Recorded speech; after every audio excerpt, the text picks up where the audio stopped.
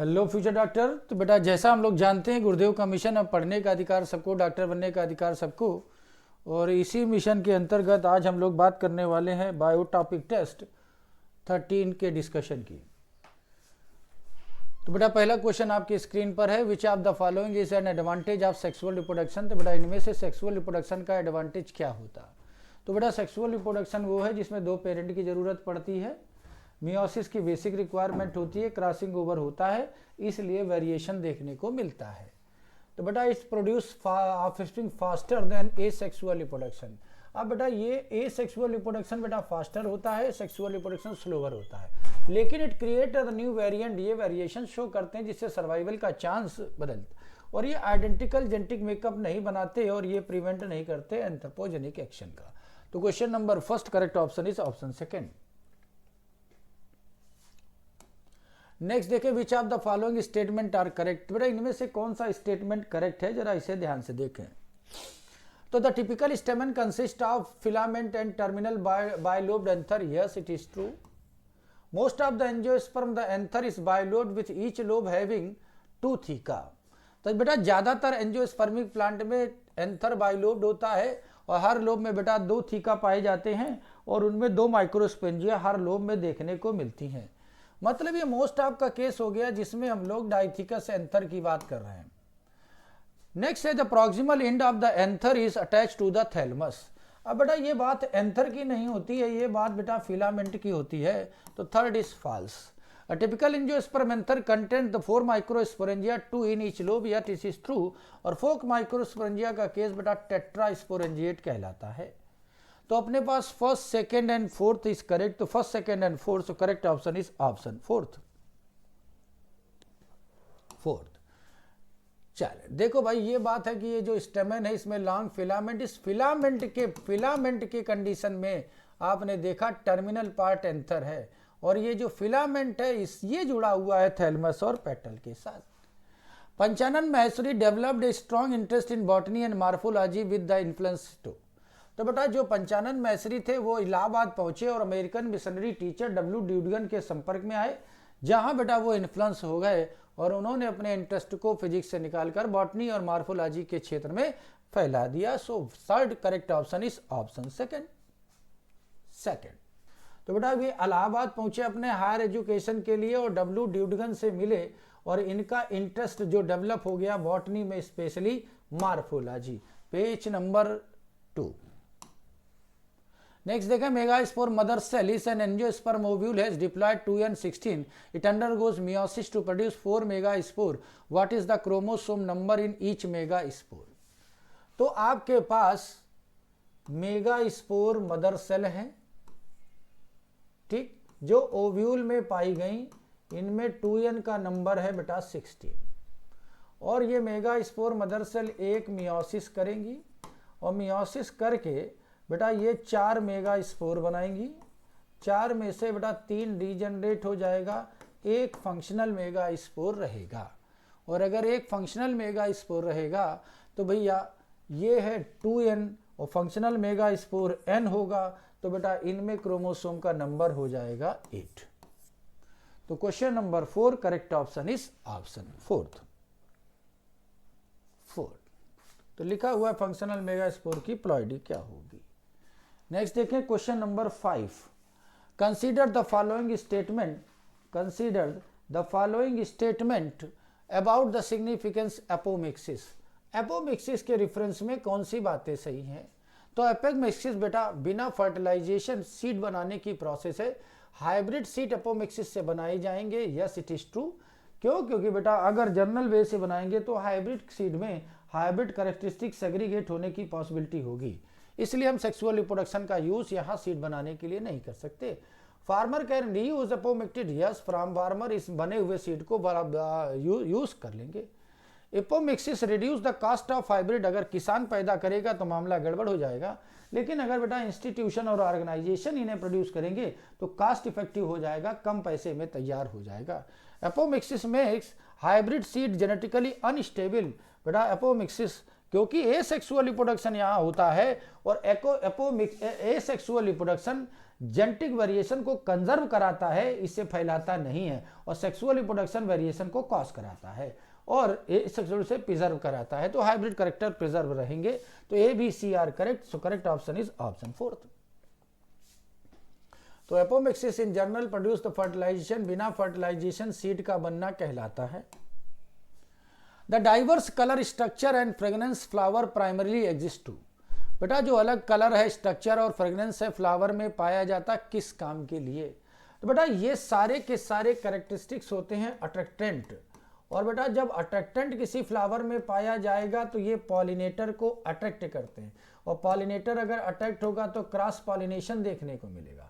Insect से हो रहा है तो इसे आप इंसेक्ट पॉलिनेशन कहेंगे। मिशन हो जाएगा बेटा जूफिली का, और पर्पस हो जाएगा सेक्सुअल रिप्रोडक्शन का। तो question number 6 correct option is option 2nd। ठीक, ये सेक्सुअल रिप्रोडक्शन के लिए होंगे। चलो भाई, true fruit develops from only from the ovary. बेटा ट्रू फ्रूट ही कहते हैं जो फर्टिलाइजेशन से बने और जिसमें ओवरी इन्वॉल्व हो। Most species fruit are formed only after the fertilisation.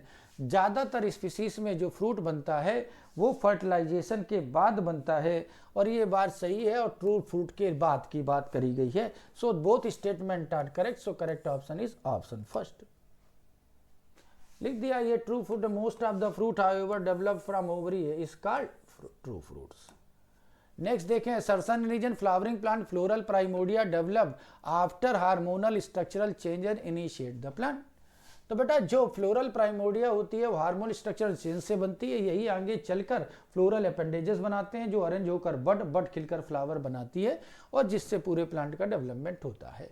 These changes leads to the formation of inflorescence which bear floral bud later differentiate into androecium and gynoecium। अब बेटा ये दोनों बातें सही हो गई, असर्शन भी ट्रू है, रीजन भी ट्रू है, और बेटा रीजन इनका करेक्ट एक्सप्लेनेशन भी है। सो correct option question number 8 is option 1st।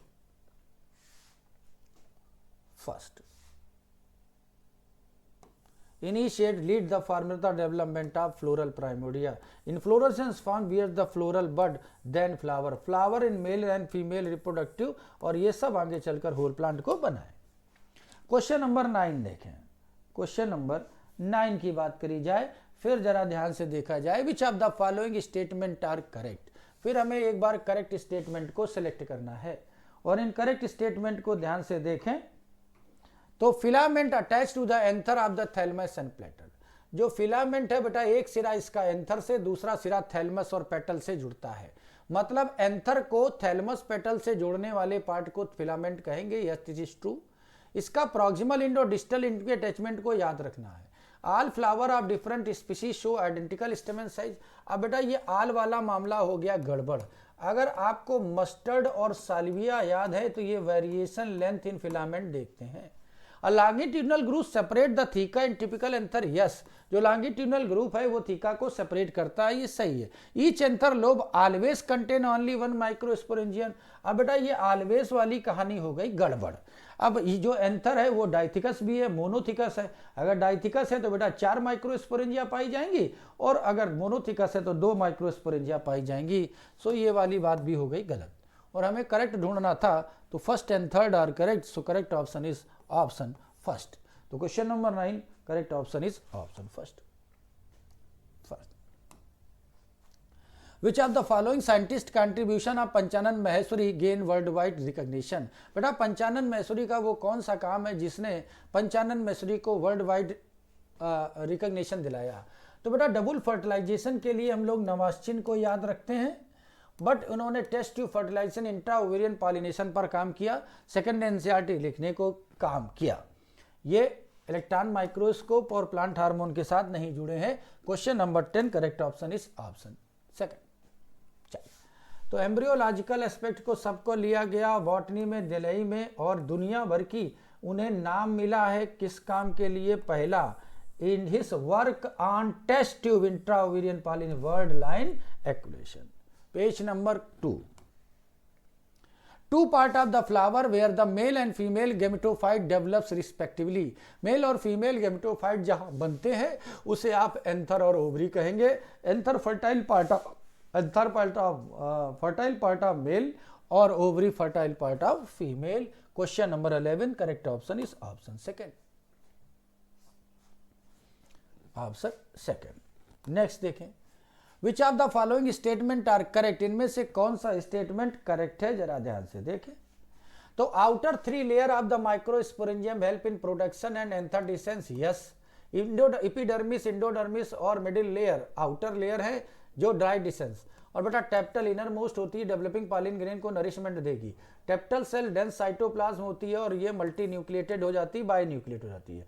Endothecium inner most layer नहीं होती बेटा, इनर मोस्ट लेयर तो हमें टैप्टम कहलाती है, टैप्टम कहलाती है, ठीक, टैप्टम कहलाती है। तो फोर्थ इज फॉल्स। तो first second third are correct, तो first second third are correct, first second third are correct, तो first second and third are correct. So correct option is option fourth.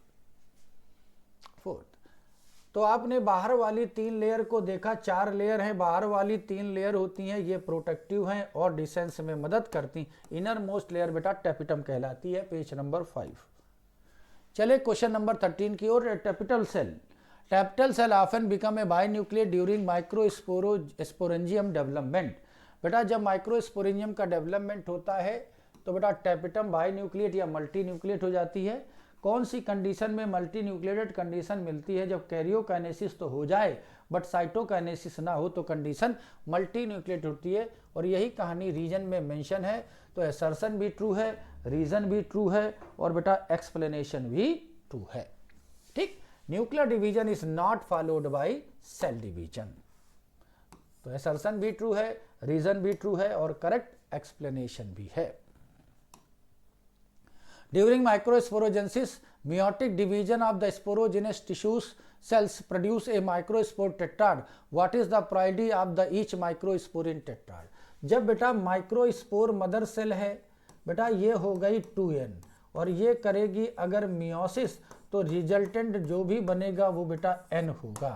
तो जो mega microspore बनेंगे बेटा वो सब haploid होंगे। तो question number 14 correct option is option third.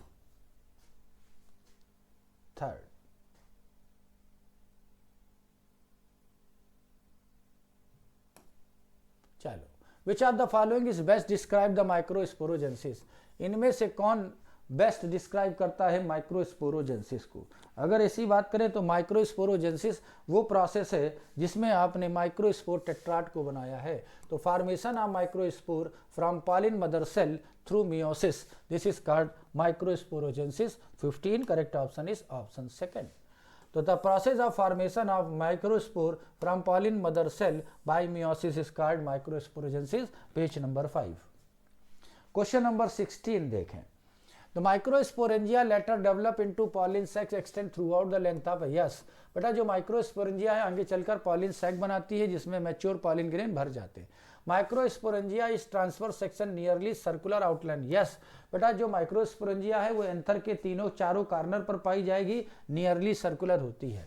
The wall of microsporangium consist of 4 layer, epidermis, endothecium, middle layer and tapetum, yes. Tapetum is a outer most layer, बस यही बात गलत हो गई, ये आउटर मोस्ट नहीं बेटा, ये इनर मोस्ट लेयर होती है। तो first second third are correct, तो first second and third are correct, first second and third are correct. So correct option is option third.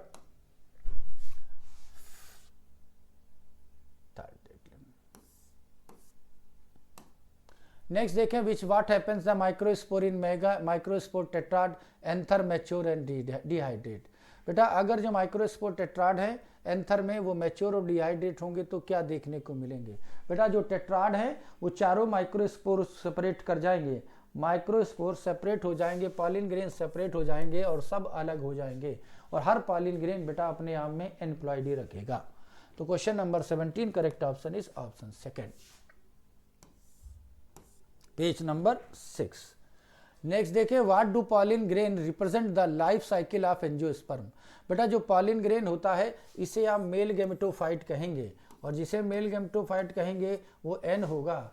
और बेटा यही पॉलिन ग्रेन मेल गेमीट बनाने की प्रोबेबिलिटी को निभाएगा। इसलिए आपने प्लांट के केस में गेमेटोफिटिक जनरेशन के लिए कहा था, वो स्ट्रक्चर जो गेमेटोफिटिक जो गेमीट बनाए उसे गेमेटोफाइट कहेंगे। Question number 18 correct option is option 4। ठीक, मेल। नेक्स्ट देखिए question number 19, which of the following statement are correct. Statement देख, करेक्ट स्टेटमेंट को जरा सेलेक्ट करना है। तो pollen grain are generally spherical and measure 25, yes it is true. Exine is a inner thin wall, exine inner नहीं होता, outer wall है, false. Sporopollenin exine को हाईली रेजिस्टेंट बनाता है, इट इज ट्रू। जर्म पोर वो रीजन है जहां स्पोरोपॉलिनिन absent होता है और यहीं से बेटा पॉलिन ट्यूब का फॉर्मेशन होता है। तो first, third and fourth are correct, so correct option is option first. Option first. Hard outer layer exine होती है, इंटाइन नहीं। चले इसे ध्यान से देखें। अब बेटा आपने इस पॉलिन ग्रेन को देखा, ये पॉलिन ग्रेन का ए स्ट्रक्चर रिप्रेजेंट करता है वैक्यूल को और बेटा बी रिप्रेजेंट करता है न्यूक्लियस को, न्यूक्लियस को। अब अपने पास ए हो गया वैक्यूल और बी हो गया nucleus, so correct option 20 is option second. इस वाले फिगर को जरा ध्यान से देख लेंगे। चलो भाई, if the plant have 100 ovule, each megaspore mother cell produce megaspore but only one functional mega spore of embryo, how many functional female gametophyte will be produced? अब बेटा अगर 100 ओव्यूल है, 100 ओव्यूल है तो जो nucellus है उनकी 100 cell megaspore mother cell की तरह काम करेंगी। ये एक मेगा 4 बनाएंगी तो 400 मेगा स्पोर बनेंगे और बेटा 300 तो हो जाएंगे डीजनरेट और 100 ही फंक्शनल रहेंगे। तो 21 correct option is option third, option third. तो याद रखेंगे 1 से 4 होंगे और बेटा 4 में 3 डीजनरेट हो जाएंगे। Question number 22, sporopollenin is one of the most resistant organic material is known, yes because sporopollenin is grain often well preserved as fossil, इसलिए फॉसिलाइजेशन हो जाएगा। एंजाइम कैपेबल ऑफ डिग्रेडिंग, कोई भी एंजाइम इसे डिग्रेड करने की कैपेबिलिटी नहीं रखता। Germ pores allow emergence of the pollen tube, yes जहां स्पोरोपॉलिन नहीं होती उसे जर्म पोर कहेंगे और यहीं से पॉलिन ट्यूब का फॉर्मेशन होता है। तो अपने पास first, second and fourth are correct. तो first, second and fourth are correct, first, second and fourth are correct, so correct option is option first. Fruit that develops from ovary along with other floral parts such as thalamus is called fruit. अगर बेटा ovary के साथ साथ अगर फ्लावरूट thalamus से भी बनेगा तो बेटा इसे फॉल्स फ्रूट कहा जाएगा, it is true. Apple, strawberry, cashew example of false fruit, yes ये सब फॉल्स फ्रूट के ही एग्जाम्पल हैं। तो बोथ स्टेटमेंट आर ट्रू। अब इसको अलग अलग करके नहीं पढ़ेंगे। ओवरी के along with floral other floral part, other मतलब कौन सा पार्ट है, थैलमस। चले तो आपने फॉल्स फ्रूट कहा है तो थैलमस आल्सो कंट्रीब्यूट, ठीक है। नेक्स्ट देखें क्वेश्चन नंबर 24 और 24 को ध्यान से देखा गया। Assertion and reason, pollen grain of the many plant species can cause severe allergy and bronchial disorder in some individual, yes. तो बेटा जो पॉलिन ग्रेन होते हैं, जैसे किसके पॉलिन ग्रेन, बेटा आपने कैरेट ग्रास पढ़ा था, पार्थेनियम, वो पॉलिन एलर्जी कॉज करते हैं। अब बेटा जब एलर्जी कॉज करते हैं तो वो केमिकल जो एलर्जी कॉज करते हैं उन्हें एलर्जिन्स कहते हैं। और बेटा ये पॉलिन भी एलर्जिन की तरह काम करेंगे। तो pollen grain act as allergen that trigger the immune reaction to cause respiratory problem like asthma and. अब बेटा दोनों बातें सही हैं और एक्सप्लेनेशन भी करेक्ट हो जाएगा, इसलिए करेक्ट ऑप्शन फर्स्ट। तो 24 correct option is option first. तो पॉलिन ग्रेन लिखा हुआ है, many species cause severe allergy of bronchial and some people often leading a chronic. चले क्वेश्चन नंबर 25 की ओर, 25 की ओर बात करें। What about the reproductive capacity of seed dispersal, orchid fruit contain 1000 of the tiny seed, yes orchid में बेटा लाखों सीड पाए जाते हैं, हजारों सीड छोटे छोटे पाए जाते हैं। Some parasitic plant orobanche and striga produce many seed, yes बेटा ये पैरासिटिक प्लांट है। पर सैप्रोफिटिक नहीं है। Tiny seed like ficus can grow into large tree producing billions of the seed, ये बात भी सही हो गई। ऑल सीड आर लार्ज, अब बेटा सारे सीड लार्ज नहीं हो सकते, ये बात हो गई गलत। तो A B C are correct. 25 correct option is option fourth. ये लिखा है ओरोबैंकी स्टिगा और ficus developed at tiny how many of the billion seed, page number 22। Next देखें क्वेश्चन 26, और 26 को ध्यान से देखा जाए तो parthenium carrot grass has become major cause of pollen energy. Yes, parthenium major cause होता है। Parthenium enter into India as continent improved variety of the wheat has since spread. तो बेटा पार्थेनियम इंडिया तो आया है व्हीट के साथ, पर दोनों बातें सही है but explanation is not correct, so correct option is option second. Next देखें Panchanan Maheshwari contribution is education include. बेटा पंचानन महेश्वरी को याद रखेंगे second NCERT higher education higher secondary NCERT लिखने के लिए। तो question number 27 correct option is option third. लिखा हुआ है encourage the education made significant contribution bring first textbook of biology of higher secondary school in 1964। चलिए question number 28 को देखें। ठीक, तो pollen grain are rich nutrient and sold for food supplement. अब बेटा पॉलिन ग्रेन रिच न्यूट्रिएंट होते हैं तो फूड सप्लीमेंट टेबलेट और सिरप बनाए जाते हैं। इनका यूज बेटा आप यूज करते हैं एथलीट परफॉर्मेंस को बढ़ाने के लिए। So both statement are true, so correct option is option first. लिख दिया है पॉलिन ग्रेन रिच न्यूट्रिएंट है और बेटा इनसे पॉलिन ग्रेन से फूड सप्लीमेंट बनाए जाते हैं। क्वेश्चन नंबर 29 देखें और इस 29 में देखें match the following column with column second. तो स्टाइल एलांगेटेड सिलेंड्रिकल ट्यूब होती है, स्टिग्मा लैंडिंग प्लेटफॉर्म है, ओवरी बेसल स्वेलन प्लांट है, प्लेसेंटा अटैचमेंट है, ओव्यूल मेगा स्पोरेंजियम है। तो अपने पास 23 करेक्ट ऑप्शन हो जाएगा, ये मैच विद थर्ड, और अपने पास ऑप्शन हो गया ऑप्शन फर्स्ट। नेक्स्ट देखें which of the following statement are correct. इनमें से कौन सा स्टेटमेंट करेक्ट है, जरा ध्यान से देखें। तो vegetative cell mature pollen grain is larger with abundant food irregular nucleus. Yes, the generative cell is a small spindle shape and float in cytoplasm of the vegetative cell. जो generative cell है वो छोटी होगी, spindle shape की होगी, spindle shape की होगी, ठीक, और वेजिटेटिव सेल के साइटोप्लाज्म में। Most of the angiosperm pollen is shed at the 3 cell stage. अब बेटा यही गलत हो गया, most of the case 2 cell, मतलब 60% पॉलिन ग्रेन 2 सेल स्टेज में शेड करते हैं। Some angiosperm the generative cell divide mitotically before pollen release. कुछ एंजियोस्पर्म ऐसे होते हैं जिनमें जनरेटिव सेल डिवाइड हो जाती है। अब बेटा ये जनरेटिव सेल बना देती है 2 मेल गेमीट को, और ये हो जाता है 40% केस, और ये स्टेज हो गई 3 सेल स्टेज। ठीक, तो ये वाली बात भी सही हो गई।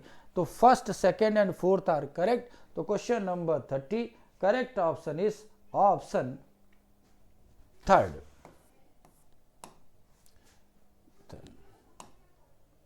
नेक्स्ट देखिए statement pollen grain can be stored for year liquid nitrogen and cause crop breeding. Yes, pollen को स्टोर करने के लिए लिक्विड नाइट्रोजन का यूज करेंगे, इसे क्रायो प्रिजर्वेशन कहते हैं। Stored pollen grain pollen bank seed bank के तरह होगा। Yes, it is true, both statement are correct, so correct option is option first.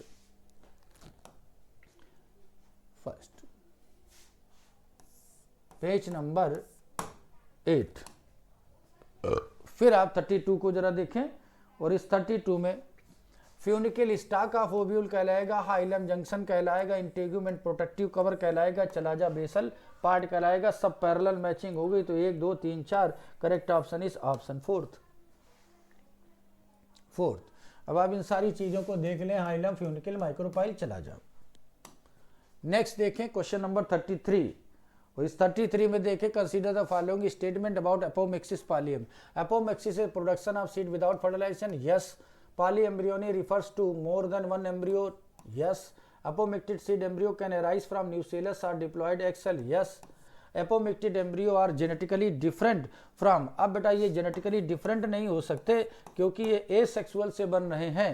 So A, B, C are correct and D are incorrect. So correct option is option fourth. Option fourth. Page number 22.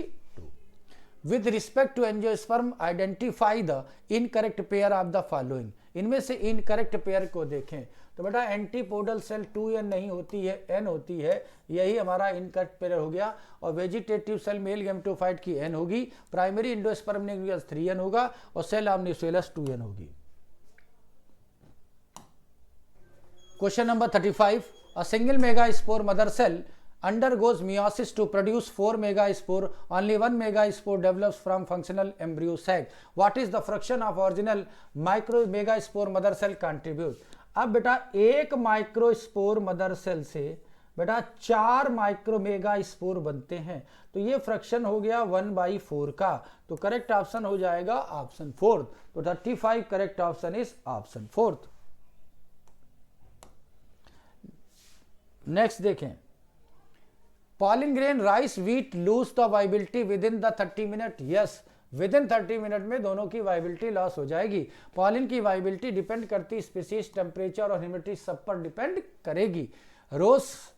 रोजिएसी, Solanaceae, Leguminosae की बात करी थी, वहां pollen viability बिना month की मिली थी। तो both statement are correct, so correct option of 36 is option first.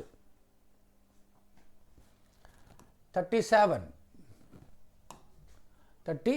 if the plant have 50 ovules each within a megaspore mother cell 2n, only 1 megaspore ovary develops into functional female gametophyte. What is the total number of chromosome in all X cell? आपके पास बेटा 50 ovule है, 50 ovule है और ovule है बेटा 2n। अब इस 50 ovule से 50 एम्ब्रियो सैक बनेंगे और जो 50 एम्ब्रियो सैक हैं इनके पास एक एग सेल होगी और वो भी n होगी, वो भी n होगी। ठीक, तो how many total number of chromosome in all cell. अब बेटा अपने पास ये 50 क्रोमोसोम है, 50 एम्ब्रियो सैक हैं, इसमें बेटा 50 तो एग सेल होंगी और क्योंकि ये n है और यहां बेटा 2n 16 है तो ये n हो जाएगी 8। तो टोटल क्रोमोसोम एक्स सेल में 8 × 40 बेटा 400 क्रोमोसोम देखने को मिलेंगे। तो question number 37 correct option is option second. Next देखें, in given diagram which represent the female gametophyte. तो बेटा ये तो हो गया न्यूसेलस, ये हो गया न्यूसेलस और बाहर वाला हो गया बेटा इंटेगुमेंट, ये हो गया इंटेगुमेंट और ये हो गया एम्ब्रियोसैक और ये हो गया चलाजल इंड। और वो कह रहे हैं कि कौन फीमेल गैमेटोफाइट को और एम्ब्रियोसैक को आप फीमेल गैमेटोफाइट कहेंगे। तो 38 correct option is option second. देखो एम्ब्रियोसैक। नेक्स्ट देखो, how many meiotic division does the functional megaspore undergoes the 8 nucleated. अगर आप मेगा स्पोर मदर सेल की बात करें तो ये करेगी मियोसिस और इससे बनेंगे 4 मेगा स्पोर, 4 मेगा स्पोर, 3 हो गए डीजनरेट, 1 फंक्शनल। और बेटा ये करेंगे 3 माइटोसिस और बनाएंगे 8 न्यूक्लिएटेड स्टेज। तो 3 माइटोसिस देखने को मिलेगी, तब जाकर 8 सेल स्टेज देखने को मिलेगी। तो question number 39 correct option is option third. Next देखें, assertion the egg apparatus consist of 2 synergid and 1 egg cell at micropylar end। Yes, तो बेटा एग apparatus अपने पास 2 synergid, 1 एग सेल रखती है, वो भी माइक्रोपाइल इंड पर होगी। synergid end है filiform apparatus that guide the pollen tube in egg apparatus। बात तो दोनों सही है कि synergid end रखती है, synergid के पास फिलीफॉर्म apparatus जो एग गाइड करती हैं, पर दोनों बातें सही हैं, but explanation is not correct. So correct option is option second, option second. Next देखें question number 41, what is autogamy in flowering plant. बेटा ऑटोगेमी को आप सेल्फ पॉलिनेशन कहेंगे, ऑटोगेमी को सेल्फ पॉलिनेशन कहेंगे जब ट्रांसफर ऑफ पॉलिन ग्रेन एक ही फ्लावर के एंथर और स्टिग्मा पर होगा, इसे ऑटोगेमी कहेंगे। 41 correct option is option second. 42, what is an advantage of cleistogamy for plant? बेटा क्लिस्टोगेमी प्लांट को, क्लिस्टोगेमी को क्लोज फ्लावर कहते हैं और क्लिस्टोगेमी एडवांटेज होती है बिना पॉलिनेटिंग एजेंट के सीड सेटिंग इंश्योर हो जाती है, सीड सेटिंग इंश्योर हो जाती है। So 42 correct option is option first. Question number 43 देखें, the central cell of the embryo sac contain 2 polar nucleus. Yes, central cell embryo sac की 2 polar nucleus रखती है। This polar nuclear fuse with 1 male gamete during double fertilisation form endosperm. ठीक, अब बेटा दोनों बातें तो सही हो गई, लेकिन बेटा एक्सप्लेनेशन इज नॉट करेक्ट। सो दोनों बातें सही हैं बट एक्सप्लेनेशन करेक्ट नहीं है। चले नेक्स्ट देखें question number 44, what the following statement about cleistogamous flower is correct? बेटा क्लिस्टोगेमस फ्लावर के रेफरेंस में इनमें से कौन सी बात करेक्ट होगी? अब बेटा क्लिस्टोगेमस फ्लावर जो होते हैं, जो हमेशा क्लोज होते हैं और ये केवल सेल्फ पॉलिनेशन को ही प्रमोट करते हैं, यहाँ क्रॉस पॉलिनेशन नहीं होता। 44 correct option is option second. लिखा हुआ है cleistogamous flower which do not open at all, page number 12। Next देखें, which of the following plant produce cleistogamous flower that remain closed and perform self pollination? बेटा वो 3 example NCERT ने दिए हैं जो क्लिस्टोगेमस हैं और बेटा वो सेल्फ पॉलिनेशन परफॉर्म करते हैं, वो वाइला, ऑक्जेलिस, कैमेलिना। तो बेटा ये था क्वेश्चन नंबर 1 to 45 और फिर 46 से लास्ट तक बेटा डिस्कस करेंगी प्रतिभा मैम। हेलो बच्चों, तो संगम सर ने आपको 45 क्वेश्चन तक डिस्कस किया है, मैं आपको 46 से 90 क्वेश्चंस तक डिस्कस करूंगी। चलिए आइए 46 क्वेश्चन देख लेते हैं जरा। सवाल क्या रहा है, the functional megaspore undergoes free nuclear mitotic division to form the 8 nucleated embryo sac. बात हो रही है बेटा उस समय की जब बेटा एम्ब्रियो सैक का फॉर्मेशन हो रहा है। आपको बेटा पता है कि ये हमारा ओब्यूल था, इस ओब्यूल के अंदर न्यूसेलर सेल्स प्रेजेंट थी और बहुत सारी मेगास्पोर मदर सेल प्रेजेंट थी। ये इसका माइक्रोपाइलर एंड था, ये इसका चलाजल एंड था।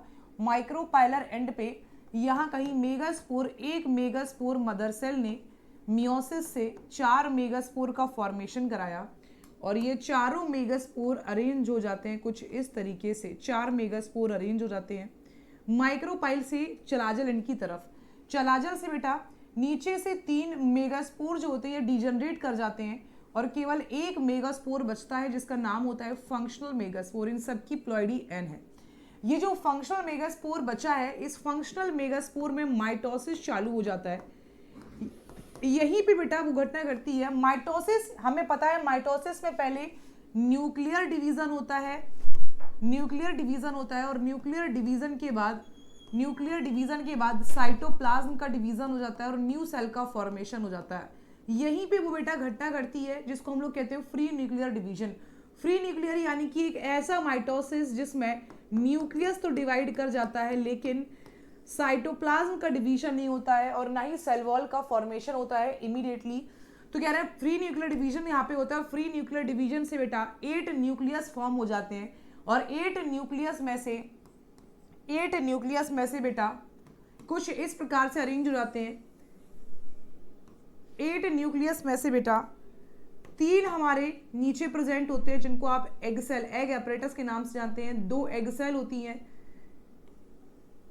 2 सिनर्जिड्स होती है और 1 एग सेल होती है जिसको आप एग एपरेटस का नाम देते हैं। और यहाँ पे प्रेजेंट होते हैं एंटीपोडल्स और बीच में प्रेजेंट है 2 पोलर न्यूक्लियाई। इन सब के ऊपर सेल वॉल आ जाएगी बाद में, ये सारी बेटा सेल बना लेंगी। लेकिन बीच में जो प्रेजेंट है जिसको आपने बोला है सेंट्रल सेल, इस सेंट्रल सेल, एक सेल के अंदर 2 न्यूक्लियाई प्रेजेंट है। तो 3 सेल ये और 1 सेल ये, टोटल 7 सेल्ड। न्यूक्लियस काउंट करते हैं 1 2 3 4 5 6 7 8 8 nucleus, 7 sailed 8 nucleus. 7 sailed 8 nucleus का फॉर्मेशन हो जाता है और ये फॉर्मेशन बेटा हमारे एम्ब्रियो सैक, यही हमारा एम्ब्रियो सैक कहलाता है। दिस इज एम्ब्रियो सैक, यही हमारा एम्ब्रियो सैक है।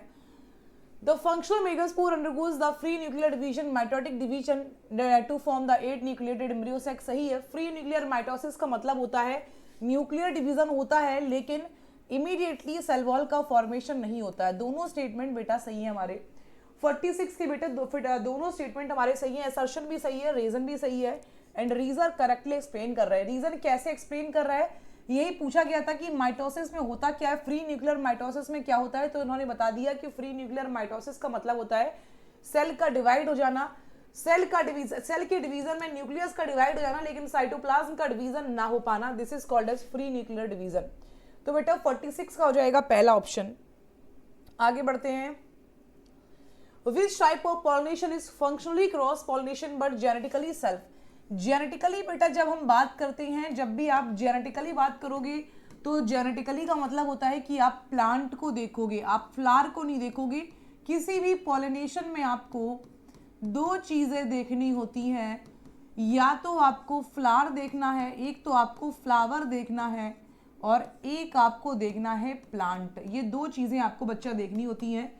एक तो आपको फ्लावर देखना होता है और एक आपको प्लांट देखना होता है. फ्लावर एंड प्लांट, एक तो आपको फ्लावर देखना होता है और एक आपको प्लांट देखना होता है. तो जब हम फ्लावर की बात करेंगे तो हम नाम लेंगे फंक्शनली, और जब हम प्लांट का नाम लेंगे, जब हम प्लांट की बात करेंगे तो प्लांट के लिए हम शब्द देखेंगे जेनेटिकली. ठीक है. फंक्शनली सेल्फ कौन होगा बेटा? फ्लावर. फंक्शनली सेल्फ का मतलब क्या हुआ, यानी कि एक ही फ्लावर के अंदर सेल्फ पॉलिनेशन हो गया. और जेनेटिकली सेल्फ का मतलब क्या है, एक ही पौधे के अंदर हमारा पॉलिनेशन हुआ है. पॉलिनेशन जो भी हुआ है जिन फ्लावर के बीच में हुआ है, ये फ्लावर हमारे एक ही प्लांट के नीचे प्लांट में प्रेजेंट थे. तो जब प्लांट देखेंगे तो जेनेटिकली देखेंगे, जब फ्लावर देखेंगे तो फंक्शनली देखेंगे. सवाल ने जेनेटिकली पूछा है, कह रहे हैं which type of pollination is functionally cross, यानी कि फूल बदल गया, फंक्शनली हो गया क्रॉस. क्रॉस का मतलब फूल बदल गया, फंक्शनली क्रॉस का मतलब हो गया बेटा फ्लावर चेंज हो गया. एक ही फ्लावर के बारे में बात नहीं कर रहे हैं, but genetically similar to self. Genetically अगर सेल्फ है तो इसका मतलब प्लांट एक ही रहा, पौधा एक ही रहा. फूल बदल गया, पौधा एक ही रहा. It is the condition of geitonogamy. ये एक ज़िटेनोगैमी की सिचुएशन है. Geitonogamy, this is the situation of geitonogamy. किस ऑप्शन में आपको दिख रहा है ज़िटेनोगैमी? सेकंड ऑप्शन में दिख रहा है. तो बेटा सेकंड ऑप्शन इसका सही हो जाएगा. 47 का सेकंड ऑप्शन सही हो जाएगा, ज़िटेनोगैमी. 47 का हो जाएगा बच्चा सेकंड ऑप्शन सही. चलिए आगे बढ़ते हैं. Which type of pollination introduce genetically different pollen. देखना वही सवाल आ गया फिर से, पर अब पूछा गया है जेनेटिकली डिफरेंट. मैंने अभी आपको बताया बेटा, जब भी हम कभी जेनेटिकली बात करेंगे तो जेनेटिकली का मतलब होता है आप प्लांट को देखोगे. सवाल में आया है कि किस फ्लावर में कह रहे which type of pollination introduce genetically different pollen. Genetically different का मतलब क्या है, हमें जब भी कभी जेनेटिकली शब्द दिखाई देगा हम साफ साफ कहेंगे ये तो प्लांट के बारे में बात हो रही है. तो जेनेटिकली सेल्फ का मतलब हो जाता है प्लांट, एक ही प्लांट में, और जेनेटिकली क्रॉस का मतलब हो जाता है डिफरेंट प्लांट में. यहाँ पे हमसे पूछा गया है कि अलग अलग प्रकार के पॉलिन कब आएंगे, जब पौधे बदल जाएंगे. अलग अलग पौधे होंगे, स्पीसीज नहीं बदल जाएगा, ऑर्गेनिज्म बदल जाएगा. जब पौधे अलग अलग हो जाएंगे तब. तो ये बेटा ज़ीनोगैमी में देखने को मिलता है. 3 प्रकार की पॉलिनेशन होती है. एक हमारी होती है ऑटोगैमी, एक हमारी होती है ज़िटेनोगैमी, और एक हमारी होती है ज़ीनोगैमी. 3 प्रकार की पॉलिनेशन होती हैं. ऑटोगैमी में फूल भी वही रहता है, और अगर फूल वही है तो पौधा तो चेंज हो ही नहीं सकता है. It is functionally cross. ये फंक्शनली भी ये सेल्फ है एंड जेनेटिकली भी सेल्फ है. फंक्शनली सेल्फ, जेनेटिकली सेल्फ, ये दोनों तरीके से सेल्फ पॉलिनेशन है. ज़िटेनोगैमी में बेटा फंक्शनली बेटा ये क्रॉस हो जाता है, फूल बदल जाते हैं, फंक्शनली क्रॉस हो जाता है ये, और जेनेटिकली अभी भी सेल्फ रहता है, यानी कि पौधा सेम रहता है. जेनेटिकली ये अभी भी सेल्फ है, लेकिन जीनोगैमी में दोनों चीज़ें बदल जाती हैं। जीनोगैमी फंक्शनली भी क्रॉस है, ये फंक्शनली भी क्रॉस है और ये जेनेटिकली भी क्रॉस है। फंक्शनली क्रॉस, जेनेटिकली क्रॉस, ये दोनों तरीके से क्रॉस पॉलिनेशन है। पॉलिनेशन का नाम है जीनोगैमी। 3 प्रकार की ये पॉलिनेशन होती है। तो बेटा इसका ऑप्शन सही हो जाएगा 48 का थर्ड। चलो आगे बढ़ते हैं। Wind pollinated flower produces large amount of light non sticky pollen. लिखना, विंड पॉलिनेशन यानी कि अनीमोफिली की बात हो रही है। अनीमोफिली यानी कि विंड पॉलिनेशन। अनीमोफिली में बेटा पॉलन ग्रेन में कुछ एडाप्टेशंस होते हैं। ये जो पॉलन ग्रेन अनीमोफिली का होता है ये लाइट वेटेड होता है। लाइट वेटेड यानी कि हल्का होता है क्योंकि इसको हवा में उड़ना है। इसके साथ साथ ये नॉन स्टिकी होता है और हवा में उड़ रहा है तो किसी भी प्रकार के पॉलिनेटिंग एजेंट को अट्रैक्ट करने की जरूरत नहीं है। हवा तो बेटा यूनिफॉर्म होती है। दैट इज वाई ना तो इसमें नेक्टर होता है जनरली, ऐसा नहीं है कि हो ही नहीं सकता है। जिनमें नेक्टर है उनमें पॉलिनेशन हवा से हो ही नहीं सकता है। इसका मतलब है इन्हें कोई जरूरत नहीं है, हो या ना हो कोई फर्क नहीं पड़ता है। जनरली इनमें नेक्टर एंड फ्रेग्रेंस अब्सेंट होती है। जनरली अब्सेंट होती है। जनरली मैं लिख देती हूं क्योंकि हो सकता है आपको लगे कि जहां पे नेक्टर आ गया वहां पे विंड पॉलिनेशन नहीं होता, ऐसा नहीं है, जनरली। ठीक है, तो कह रहे हैं wind pollinated flower produces large amount of light and non sticky pollen. Non sticky इसलिए बेटा क्योंकि हवा में उड़ के जा रहे हैं, किसी भी सरफेस पे, किसी भी ऐसी वैसी सरफेस पे चिपक न जाए। That is why it is non sticky, सही है। Wind pollination ensure that pollen grain are easily transported by wind and increase chance of pollination. दोनों स्टेटमेंट सही है। Both statement are correct. दोनों स्टेटमेंट बेटा सही है हमारे यहाँ पे।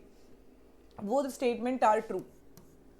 विंड पॉलिनेशन में बेटा थोड़ी मोड़ी पॉलन नहीं, बहुत सारे थाउजेंड्स ऑफ पॉलन उड़ के जाते हैं ताकि एक उनको क्योंकि उनको एक दूरी तय करनी है तो बीच में कई सारे पॉलन डिस्ट्रॉय हो सकते हैं। That is why plant pollination को इंश्योर करने के लिए एक बार में कई सारे पॉलन निकालता है ताकि चांसेस फर्टिलाइजेशन के बढ़ जाएं। कोई ना कोई पॉलन तो फीमेल के फ्लावर के पास पहुंच ही जाए।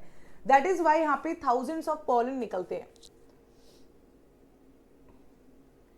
Which type of consider the following statement about regarding water and wind pollinated flower। चलिए वाटर और विंड पॉलिनेशन के बारे में कुछ बातें जान लेते हैं। Water and wind pollinated flower are generally not very colourful.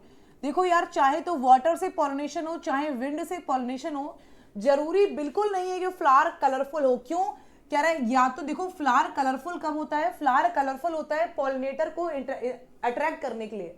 अब ना तो यहाँ पे बेटा जो विंड प्रेजेंट है उसको किसी प्रकार का अट्रैक्ट किया जा सकता है, ना तो पानी को अट्रैक्ट किया जा सकता है। तो जो जनरली हमारे वाटर से या पानी से या हवा से पॉलिनेशन करने वाले फ्लावर होते हैं ये कलरफुल नहीं होते हैं। बिल्कुल सही स्टेटमेंट है। These flower do not produces nectar. इनको नेक्टर बनाने की भी जरूरत नहीं है। नेक्टर एक प्रकार का हमारा रिवर्ड होता है, फ्लोरल रिवर्ड होता है ये एक प्रकार का। नेक्टर बनाने की भी कोई जरूरत नहीं है। The pollen grain in water pollinated species are protected from wetting by a mucilaginous covering. जितने भी बेटा वाटर पॉलिनेटेड प्लांट होते हैं, याद करिए एपीहाइड्रोफिली, हाइपोहाइड्रोफिली, और खासतौर से हाइपोहाइड्रोफिली का आपको एग्जांपल याद होगा। हाइपोहाइड्रोफिली में बेटा वेलस्नेरिया में हाइपोहाइड्रोफिली जिन भी ऑर्गेनिज्म में होती है, पानी की सरफेस के नीचे पॉलन रिलीज किया जाता है। रिविन लाइक पॉलन होता है और ये पॉलन बेटा कवर होता है एक म्यूसिलेजिनस कवरिंग से ताकि ये पानी से वेट होके किसी भी ये वेस्ट ना हो पाए। That is why it is covered by mucilaginous covering. ये भी स्टेटमेंट सही है। All aquatic plant are pollinated by water current. ये स्टेटमेंट बेटा गलत हो गया। ऑल लगा के इन्होंने मामला पूरा गलत कर दिया। ऑल नहीं हो सकता है। क्यों कह रहे? क्योंकि सारे जो हमारे एक्वाटिक प्लांट होते हैं ये पानी से पॉलिनेटेड थोड़ी होते हैं। जैसे कि वाटर लिली जिसके नाम में ही वाटर आ रहा है, या वाटर हाइसिंथ जिसके नाम में ही वाटर आ रहा है, ये दोनों होते तो एक्वाटिक हैं, ये लगते तो पानी में है, लेकिन इनमें जो पॉलिनेशन होता है ये पॉलिनेशन हमारा या तो एयर से होगा या तो विंड से होगा या फिर ये इंसेक्ट्स के थ्रू होता है। ये वाटर पॉलिनेटेड प्लांट नहीं होते हैं। तो बेटा चौथा स्टेटमेंट गलत हो गया। First, second and third option सही है। कहाँ पे है? First, second and third. 50वें का बेटा दूसरा ऑप्शन हो जाएगा, 50 का हो जाएगा सेकंड ऑप्शन। क्या आगे बढ़ा जाए? चलो,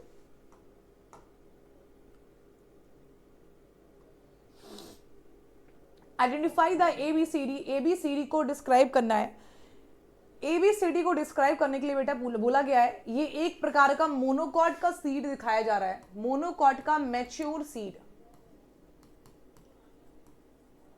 मैच्योर सीड ऑफ मोनोकॉट, ये मोनोकॉट का मैच्योर सीड है। सुनना, ये जो आप देख रहे हो दिस इज इपीब्लास्ट, ये हमारा इपीब्लास्ट है, ये रेडिकल है, रेडिकल,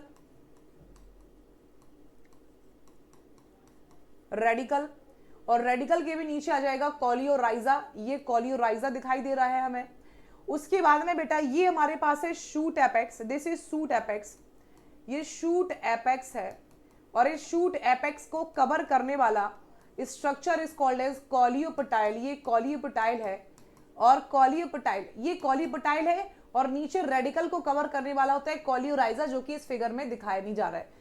तो बेटा ये आपका single shield shape cotyledon scutellum है, ये स्क्यूटेलम दिखाई दे रहा है। तो यहाँ पे बेटा सिंगल कॉटिलेडन होता है, ये हमारे मोनोकॉट के सीड का स्ट्रक्चर दिखाई दे रहा है। जरा मैच कर लीजिए, डी वाला रेडिकल है, ए वाला कॉलियोपटाइल है, ए वाला कॉलियोपटाइल है, बी सी वाला हमारा एपीब्लास्ट है, सी एपीब्लास्ट है। फोर्थ ऑप्शन सही हो जाएगा 51 का। बहुत ज्यादा सवाल इससे पूछा जाता है, बहुत सारे सवाल बेटा, बहुत सारे सवाल यहां से आते हैं इस टॉपिक से। In wheat and maize, endosperm completely consumed by the developing embryo before seed maturation. Before seed maturation. सुनना, कह रहे व्हीट में और मेज में, यार व्हीट और मेज तो मोनोकॉट है, पर ये तो मोनोकॉट है, और हमें मोनोकॉट के लिए एक स्टेटमेंट पता है कि मोनोकॉट आर जनरली एंडोस्पर्मिक, ये जनरली एंडोस्पर्मिक सीड होते हैं, यानी कि इनके मैच्योर सीड में भी एंडोस्पर्म प्रेजेंट होता है, इनके मैच्योर सीड में भी एंडोस्पर्म प्रेजेंट है। इन व्हीट एंड मेज एंडोस्पर्म कंप्लीटली कंज्यूम, गलत हो जाएगा, कंप्लीटली कंज्यूम नहीं होता है, बचा रह जाता है। That is why they are called as albuminous seed, तभी तो हम इनको एल्ब्यूमिनस सीड कहते हैं। The wall of ovary develops in the wall of fruit called as perisperm. Ovary की जो वॉल होती है ये आगे चल के फ्रूट की वॉल तो बना लेती है, लेकिन आप इसको पेरिस्पर्म नहीं कहते हो, आप इसको कहते हो पेरिकार्प। पेरिस्पर्म क्या होता है? Persistent nucellus. वैसे तो न्यूसेलस हमारा पूरा खत्म हो जाता है, लेकिन न्यूसेलस अगर कहीं पे बच गया तो ये परसिस्टेंट न्यूसेलस आपका पेरिस्पर्म कहलाता है। एग्जाम्पल है BBC, black pepper, beet and castor. तो दोनों स्टेटमेंट बेटा गलत है, बोथ स्टेटमेंट आर इनकरेक्ट, दोनों स्टेटमेंट इनकरेक्ट है। हमने देख लिया कैसे इनकरेक्ट है। चलिए आगे नेक्स्ट क्वेश्चन देख लेते हैं। Nectar and pollen grains are usual floral reward. Nectar और पॉलन ग्रेन हमारे, nectar and pollen grain floral reward होते हैं। सुनना बेटा, दो चीजें होती हैं। सबसे पहले तो पॉलिनेटर को अट्रैक्ट किया जाता है, जैसे कि कोई सुंदर सा फूल है, वो किसी पॉलिनेटर को अट्रैक्ट कर रहा है, ठीक है, तो वो अट्रैक्ट करेगा बेटा अपनी कलरफुल पत्तियों की वजह से। कलरफुल पत्तियों का मतलब हो गया फूल की पत्ती। कलरफुल फ्लावर, ये कलरफुल फ्लावर जो है ये पहली बार पॉलिनेटर को अट्रैक्ट कर रहा है अपने कलरफुल फ्लावर की वजह से और फ्रेग्रेंस की वजह से। ये तो इसने पहली बार अट्रैक्ट किया, लेकिन जब बेटा कोई इंसेक्ट इसके ऊपर आएगा और इंसेक्ट इसके ऊपर बैठ के बेटा पॉलन ग्रेन को ट्रांसफर करके जाएगा और उड़ेगा यहां से, तो ये जो फूल होता है ये कुछ रिवार्ड ये इस इंसेक्ट को कुछ रिवार्ड देगा ताकि ये दोबारा आए। तो नेक्टर और पॉलन ग्रेन जो होते हैं ये रिवार्ड होते हैं, ताकि ये इंश्योर करते हैं कि दोबारा रीविजिट को इंश्योर करते हैं। ये इंसेक्ट की रीविजिट को इंश्योर करने के लिए इंसेक्ट जो फ्लावर होता है वो देता है। तो असर्शन तो सही है, नेक्टर और पॉलन ग्रेन दोनों हमारे फ्लोरल रिवॉर्ड है। रीजन क्या रहा है? मार्पोफेलस द लार्जेस्ट फ्लावर इटसेल्फ। सही बात है, मार्पोफेलस लार्जेस्ट फ्लावर होता है, इज अबाउट 16 फीट। बेटा इसकी हाइट गलत दी जा रही है, 6 फीट इन हाइट होता है। एमॉर्फोफेलस लार्जेस्ट तो है, लेकिन इसकी हाइट 16 फीट की नहीं होती है, इसकी हाइट होती है बेटा, इसकी हाइट होती है 6 फीट की। तो असर्शन तो सही है, लेकिन रीजन गलत है। सेकेंड ऑप्शन हो जाएगा हमारे पास 53 का हो जाएगा बेटा सेकेंड ऑप्शन। चलिए आगे बढ़ा जाए। Consider the following aquatic plant Vallisneria, Hydrilla, water lily और वाटर हाइसिंथ। ठीक है, हमारे पास 4 एक्वेटिक प्लांट दिए जा रहे हैं। इन 4 एक्वेटिक प्लांट से सवाल क्या आया है, कह रहे हैं कि Vallisneria and Hydrilla are pollinated by water. सही बात है, वेलस्नेरिया और हाइड्रला में वाटर से पॉलिनेशन होता है। दे शो हाइड्रोफिली, ये हाइड्रोफिली शो करते हैं, हाइड्रोफिलिक प्लांट है, बिल्कुल सही बात है। Water lily and water hyacinth are pollinated by insect और वाटर, बिल्कुल सही है बेटा। वाटर लिली और वाटर हाइसिंथ है तो इक्वेटिक, लेकिन ये हाइड्रोफिली शो नहीं करते हैं, या तो ये एनीमोफिली शो करते हैं या ये एंटेमोफिली शो करते हैं। थर्ड स्टेटमेंट कह रहा है कि all given aquatic plants are pollinated by water current, ये गलत हो जाएगा। और इसका एक्सेप्शन कहां है, इसका एक्सेप्शन यही है, सारे के सारे ऐसे ऑर्गेनिज्म जो कि पानी में रह रहे हैं उनमें पानी से पॉलिनेशन नहीं होता है। All given aquatic plant are pollinated by water current गलत हो जाएगा, सारे नहीं करते हैं। तो ए और बी सही है और सी ऑप्शन हमारा गलत है। Only A and B is correct. 54 का बेटा फर्स्ट ऑप्शन हो जाएगा, केवल पहला ऑप्शन सही है, बाकी सारे स्टेटमेंट हमारे गलत है। चलिए next question, which concentration of sugar solution is suggested for observing pollen germination. Pollen germination के लिए हम कितने परसेंट सॉल्यूशन को लेते हैं, पॉलन जर्मिनेशन के लिए हम कितने परसेंट सॉल्यूशन को लेते हैं बेटा, ये आपको पता है 10% शुगर सॉल्यूशन। 10% शुगर सॉल्यूशन में हम पॉलन ट्यूब का जर्मिनेशन देखते हैं। जब किसी pollen grain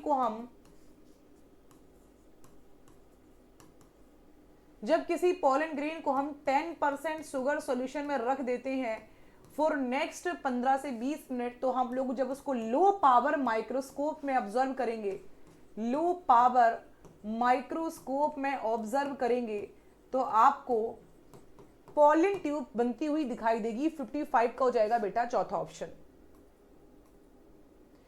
both wind and water pollinated flowers are not very colourful. दोनों जो हमारे विंड से और वाटर से पॉलिनेशन करते हैं ये बहुत ज्यादा कलरफुल नहीं होते हैं। Both wind and water pollinated flowers are not very colourful and do not produces nectar, सही है। These flowers do not need to attract insect or other animal for pollination as their pollen is dispersed by abiotic agent. Abiotic agent से pollen का dispersal होता है, तो इन्हें जरूरत ही नहीं पड़ती है कि किसी प्रकार के pollinating agent को attract करे। तो इसलिए ना तो इनके पास कोई अच्छी फ्रेग्रेंस होती है, ना ये बहुत ज्यादा कलरफुल होते हैं और ना ही ये नेक्टर का प्रोडक्शन करते हैं। दोनों स्टेटमेंट भी सही है, रीजन भी सही है और रीजन करेक्टली एक्सप्लेन भी कर रहा है। तो both assertion and reason is correct and reason correctly explain the assertion, reason assertion को एक्सप्लेन भी कर रहा है। In some species of monoecious flower, सुनना मोनोइशियस प्लांट दिया गया मोनोइशियस फ्लावर, ठीक है। pollen is released either before the stigma become receptive or stigma become receptive before pollen release, यानी कि जो हमारा स्टिग्मा था ये स्टिग्मा पहले मैच्योर हो गया, स्टिग्मा पहले रिसेप्टिव हो गया। जब तक एंथर मैच्योर हो पाता, जब तक एंथर के अंदर पॉलन ग्रेन का फॉर्मेशन हो पाता, स्टिग्मा रिसेप्टिव हो गया।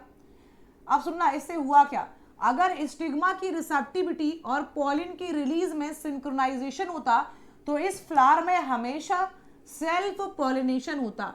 अगर स्टिग्मा पहले रिसेप्टिव हो गया तो कहीं और का भी पॉलन इसकी स्टिग्मा के ऊपर आके लैंड कर सकता है। और इससे होता क्या है, जब कॉन्टिन्यूड सेल्फ पॉलिनेशन बेटा होती है, कॉन्टिन्यूड सेल्फ पॉलिनेशन होती है तो उससे इनब्रीडिंग डिप्रेशन हो जाता है। इस वजह से प्लांट्स में ये टेक्निक आती है। दिस डिवाइस प्रिवेंट, ये डिवाइस क्या प्रिवेंट करती है, हमसे सवाल पूछा गया ये डिवाइस क्या प्रिवेंट करती है। दिस डिवाइस प्रिवेंट ऑटोगैमी, ये सेल्फ पॉलिनेशन को प्रिवेंट करती है। कैसे प्रिवेंट किया, जब तक बेटा एंथर के अंदर पॉलन ग्रेन का फॉर्मेशन हो पाता उसकी पहली स्टिग्मा रिसेप्टिव हो गई, और जब तक एंथर डेवलप हुआ उस समय तक स्टिग्मा के ऊपर किसी कहीं और का पॉलन ग्रेन आ गया और पॉलन ट्यूब का जर्मिनेशन हो गया। ठीक है, इतनी बात क्लियर है। तो दिस प्रिवेंट ऑटोगैमी, ये ऑटोगैमी को प्रिवेंट करते हैं। सेकंड ऑप्शन सही हो जाएगा। Which of the following statement about animal pollinators are correct? इनमें से कौन सा स्टेटमेंट हमारे एनिमल पॉलिनेटर को लेके करेक्ट है। Bees, butterflies, moths are common insect pollinator among flowering plants, सही है। Only insect act as pollinators, only insect, larger animals never play a role, ऐसा नहीं है बेटा। आपको पता है garden lizard, tree lizard, monkey, जो भी बेटा पेड़ों पे उछलकूद करते हैं, पेड़ों पे रहते हैं, वो हमारे पॉलिनेटर के तरीके से काम कर सकते हैं। सेकंड तो गलत हो गया, इवन रेप्टाइल जैसे कि कुछ mammals can serve as pollinators in certain species. Third statement भी सही है। तो कौन कौन से स्टेटमेंट बेटा करेक्ट हैं? First and third statement are correct. 58 का बेटा हो जाएगा तीसरा option. Self incompatibility is a mechanism that prevents self pollination by self incompatibility inhibiting pollen germination और pollen tube growth, altering flower color, producing unisexual flower, changing anther position, self incompatibility। Self incompatibility में बेटा क्या होता है? सुनना, जब भी कभी ये हमारा स्टिग्मा था, इस स्टिग्मा के ऊपर जब भी कभी कोई पॉलन ग्रेन आता है तो पॉलन ट्यूब का जो फॉर्मेशन होता है इसको हम बोलते हैं pollen pistil interaction. This is called as pollen pistil interaction. अब यार ये इंट्रैक्शन कैसे होगी? इंट्रैक्शन का मतलब होता है एक प्रकार की बातचीत। ये बातचीत कैसे होगी? पॉलन कुछ केमिकल निकालेगा, उन केमिकल को पिस्टिल जो होगा बेटा, ये पिस्टिल आइडेंटिफाई करेगा और पिस्टिल आइडेंटिफाई करने के बाद कुछ और केमिकल निकालेगा।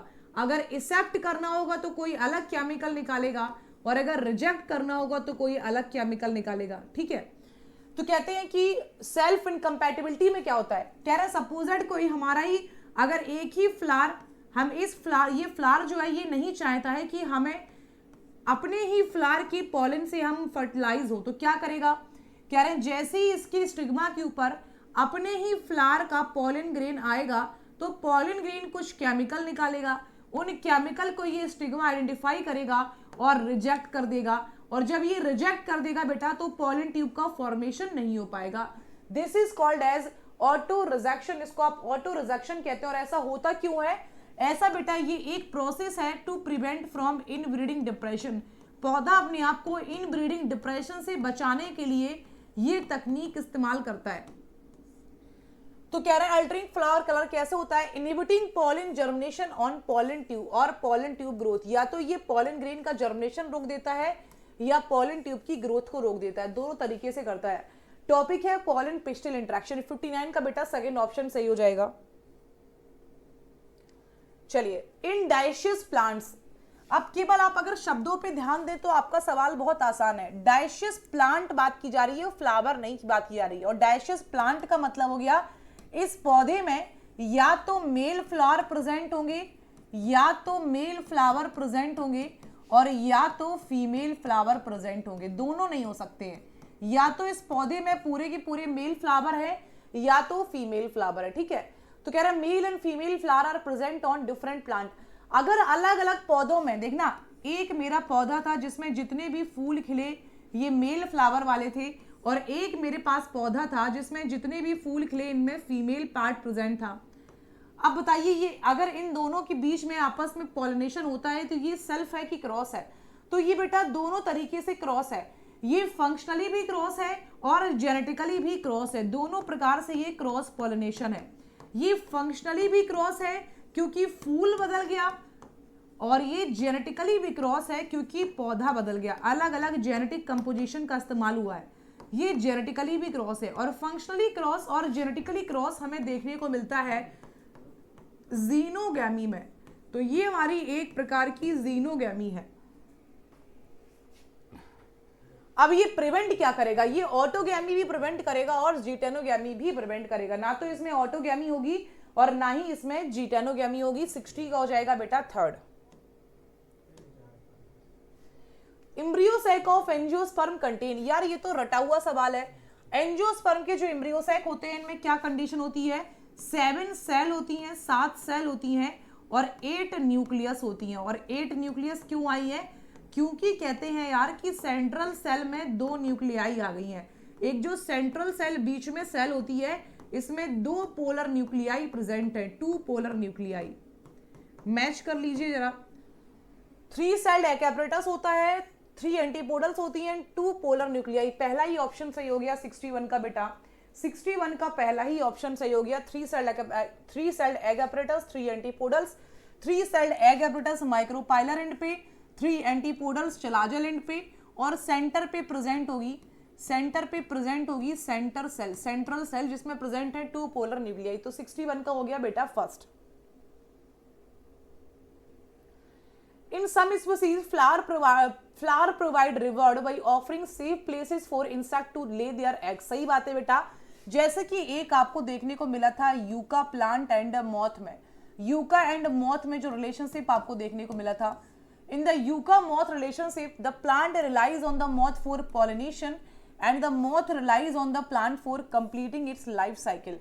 कहते हैं ये जो यूका प्लांट का फ्लावर था, इस यूका प्लांट के फ्लावर में जो इसका ओब्यूल था, इस ओब्यूल के अंदर कह रहे ये यूका जो होता है, यूका प्लांट जो है, इसके अंदर मॉथ इंटर कर जाता है और मॉथ इसके अंदर जैसे इंटर करता है तो ये पॉलन ग्रेन को अंदर छोड़ के आता है. ये पॉलन ग्रेन को बेटा अंदर छोड़ के आता है और जब पॉलन ग्रेन अंदर रह जाता है तो पॉलन ग्रेन इसको फर्टिलाइज कर देता है. उसके बाद में बेटा क्या होता है, कहते हैं मौत की तो यहीं पे मौत हो जाती है, लेकिन जब इसने फर्टिलाइज कर दिया तो डेवलपमेंट यहाँ पे चालू हो जाता है. यूका प्लांट के अंदर डेवलपमेंट चालू हो जाता है और डेवलपमेंट के दौरान बेटा जब इसका सीड मैच्योर हो जाता है तो यूका का जो लार्वा होता है, मौत का जो लार्वा होता है, ये बाहर निकल आता है. तो ये एक दूसरे के बिना अपने लाइफ साइकिल को पूरा नहीं कर सकते हैं. दोनों स्टेटमेंट सही हैं, बोथ स्टेटमेंट आर ट्रू. दोनों स्टेटमेंट बेटा हमारे सही हैं. 62 का हो जाएगा हमारा पहला. दोनों statement, both statement are correct. Most flowering plant produces hermaphrodite flower. ज्यादातर हमारे जो फूल होते हैं बेटा ये हर्माफ्रोडाइट होते हैं. हर्माफ्रोडाइट का मतलब है कि इनमें एक ही प्रकार का फ्लावर प्रेजेंट होता है, या तो इनमें मेल पार्ट प्रेजेंट है या इनमें फीमेल पार्ट प्रेजेंट है. ये हर्माफ्रोडाइट है, सॉरी हर्माफ्रोडाइट, यानी कि इनमें दोनों प्रकार के मेल और फीमेल पार्ट दोनों चीजें प्रेजेंट है. मेल भी प्रेजेंट है, फीमेल भी प्रेजेंट है. कॉन्टिन्यूड सेल्फ पॉलिनेशन, अगर इनमें कॉन्टिन्यूड सेल्फ पॉलिनेशन होती रहे तो क्या होगा, अगर कोई फ्लावर है इसमें मेल पार्ट भी है और फीमेल पार्ट भी है और अगर इसी का मेल इसी की फीमेल को फर्टिलाइज करता रहे तो क्या होगा, इसकी वजह से इनब्रीडिंग डिप्रेशन होने लगता है. Inbreeding depression, this leads to inbreeding depression.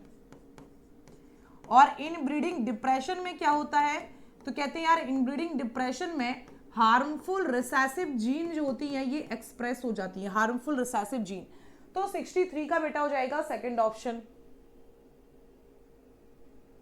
The ability of the pistil to recognize and accept or reject pollen is due to chemical dialogue between pollen and pistil. pollen और pistil के बीच में chemical dialogues चलते हैं. After how much time can pollen tube be observed under the microscope? कितने समय बाद हम pollen tube को माइक्रोस्कोप के अंदर ऑब्जर्व कर सकते हैं?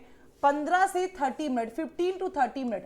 10% शुगर सॉल्यूशन, 10% शुगर सॉल्यूशन में जब हम किसी पॉलन ग्रेन को 15 से 30 मिनट तक रखते हैं और उसके बाद उसको लो पावर माइक्रोस्कोप से ऑब्जर्व करते हैं तो हमें दिखाई देता है, लो पावर माइक्रोस्कोप से ऑब्जर्व करते हैं तो हमें पॉलन ट्यूब की ग्रोथ होती हुई दिखाई देती है.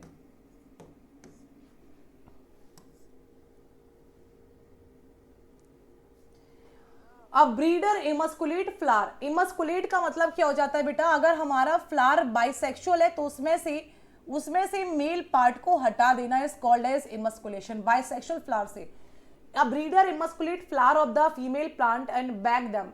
उसके बाद में मेल पार्ट को हटाने के बाद में उसमें बैगिंग कर दी जाती है. Later the pollen of different species is applied to the stigma. Which of the following best explain why emasculation is essential for this process? यार इमस्कुलेशन की इसलिए जरूरत पड़ी क्योंकि ये फ्लावर हमारा, ये जो हमारा फ्लावर था ये था बाइसेक्सुअल. अगर हमने इमस्कुलेशन यानी कि एंथर का रिमूवल ना किया होता, एंथर मैच्योर हो उसके पहले हमने एंथर को अगर बड़े स्टेज में ना हटाया होता तो दिक्कत ये आ जाती कि जब तक एंथर मैच्योर होता तो एंथर, इसी फूल का एंथर इसी फीमेल के स्टिग्मा के ऊपर आ जाता और हमें इसको रोकना था क्योंकि हम चाहते थे कि इसकी स्टिग्मा जो है हम इसके ऊपर अपने मनचाहा पॉलन लेके आ सके. तो हमने एंथर को बर्ड स्टेज में ही रिमूव कर दिया, इसी को हमने कहा emasculation. To make the flower more attractive नहीं यार, to prevent the flower from producing seed naturally, to ensure that self pollination does not fertilise ovule. हमें ये इंश्योर करना था कि सेल्फ पॉलिनेशन ना हो सके, क्योंकि हमें ये करना था, हमें अपना मन चाहा पॉलन इसकी स्टिग्मा के ऊपर भेजना था। तो 66 का बेटा हो जाएगा थर्ड, 66 का थर्ड ऑप्शन हो जाएगा। 67 देख लेते हैं बेटा जरा, 67 क्वेश्चन देख लेते हैं। Consider the following statement about embryogeny in the flowering plant. Embryogeny को देखिए, most zygote divides only after a certain amount of endosperm is formed.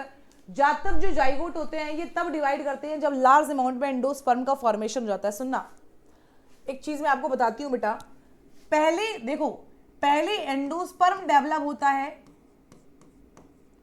उसके बाद जाइगोट में डेवलपमेंट होता है, क्योंकि जाइगोट को डेवलप होने के लिए एंडोस्पर्म की जरूरत होती है। तो पहले एंडोस्पर्म बनता है, उसके बाद में जाइगोट का डेवलपमेंट होता है। पहले एंडोस्पर्म का फॉर्मेशन होता है और फिर जाइगोट का डेवलपमेंट होता है।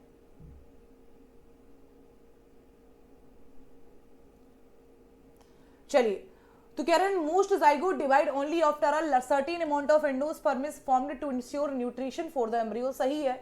The early stages of embryo development are similar in both monocot and dicot. Monocot और डाइकॉट में दोनों में अर्ली एम्ब्रियोनिक स्टेज सेम होती है। क्या होती है early embryonic stage? Single cell zygote, zygote के बाद बना प्रो एम्ब्रियो, प्रो एम्ब्रियो के बाद बना ग्लोबुलर एम्ब्रियो, ग्लोबुलर एम्ब्रियो के बाद बना हार्ट शेप एम्ब्रियो। तो ये बेटा स्टेजेस सेम होती है, फिर मैच्योर एम्ब्रियो दोनों का अलग अलग प्रकार का बन जाता है। अर्ली एम्ब्रियोनिक स्टेज इन दोनों में सेम होती है। सही है। The dicot embryos, the portion embryonal axis above cotyledon, above cotyledon is called as epicotyl not hypocotyl. Above एक कॉटिलिडन का जो पोर्शन होता है इसको हम इपीकोटाइल कहते हैं। ये मेरा सीड था, ये मेरा बेटा सीड था। इस सीड को जब जर्मिनेट कराया गया तो सीड के ऊपर वाला कॉटिलिडन के ऊपर वाला पार्ट इपीकोटाइल और कॉटिलिडन के नीचे वाला पार्ट हाइपोकोटाइल। तो थर्ड तो गलत हो गया। In monocot embryo the single cotyledon is called as scutellum and is present lateral in position. सही है बेटा, सिंगल कॉटिलिडन स्क्यूटेलम कहलाता है मोनोकॉट के सीड में। तो तीसरा स्टेटमेंट केवल गलत था, बाकी सब सही थे। पूछा गया है कौन सा स्टेटमेंट इसमें करेक्ट है, तो फर्स्ट करेक्ट है, सेकंड करेक्ट है एंड फोर्थ करेक्ट है। First, second and fourth. Second option बेटा 67 का सही हो जाएगा, 67 का सही हो जाएगा second option. If a breeder skip the bagging steps after emasculation, अगर किसी ब्रीडर ने बैगिंग टेक्निक स्किप कर दी। सुनना, सबसे पहले क्या करते हैं, सबसे पहले बेटा, सबसे पहले हम करते हैं, अगर हमारा फ्लावर बाइसेक्सुअल है यानी कि उसमें मेल पार्ट भी है और फीमेल पार्ट भी है, तो सबसे पहले तो हम इमस्कुलेशन करेंगे। इमस्कुलेशन में क्या करते हैं, एंथर को रिमूव करा देते हैं, रिमूवल ऑफ एंथर, सबसे पहले इमस्कुलेशन करते हैं। दूसरा हम बैगिंग करते हैं। बैगिंग क्यों करते हैं, बैगिंग करते हैं ताकि कोई भी जो आसपास पॉलन ग्रेन प्रेजेंट था वो हमारा उड़ के इसकी स्टिग्मा को फर्टिलाइज ना कर पाए, और तीसरा हम स्टिग्मा के ऊपर ना पाए, तीसरा हम करते हैं रीबैगिंग। तो कहते हैं कि जो हमारा प्लांट ब्रीडर था उसने बैगिंग टेक्निक को स्किप कर दिया। अब क्या आउटकम देखने को मिलेगा, बैगिंग नहीं करा पाया, तो कह रहा है स्टिग्मा में रिसीव अनवांटेड पॉलन। हो सकता है स्टिग्मा के ऊपर कोई हमारा अनवांटेड पॉलन आके टकरा जाए। तो 68 का बेटा हो जाएगा हमारा second option. Which of the following statement about seed longevity? Consider the following statement about seed longevity. Seed of some species remain viable only for a few months, जैसे कि SLR में देखने को मिलता है मंथ्स के लिए। सेकेंड ऑप्शन कह रहा है all seed remain viable for hundreds of year, सारे सीड्स की बेटा वियाबिलिटी 100 ईयर की नहीं होती है, गलत है। ल्यूपिनस आर्टिकस में seed germinate after 10,000 year of dormancy. जो ल्यूपाइन आर्टिकस सीड बेटा निकाला गया था आर्कटिक टुंड्रा से, आर्कटिक टुंड्रा से बेटा इस सीड को जो निकाला गया था, आर्कटिक टुंड्रा से जो सीड निकाला गया था ये 10,000 साल की डॉर्मेंसी के बाद जर्मिनेट हुआ। Phoenix dactylifera seed germinate after 2000 year, 2000 साल के बाद जर्मिनेशन इसका हुआ। तो सेकंड स्टेटमेंट गलत है बेटा, बाकी सारे स्टेटमेंट सही हैं। तो फर्स्ट, थर्ड एंड फोर्थ हो जाएगा। 69 का हो जाएगा बेटा चौथा ऑप्शन, 69 का हो जाएगा चौथा option.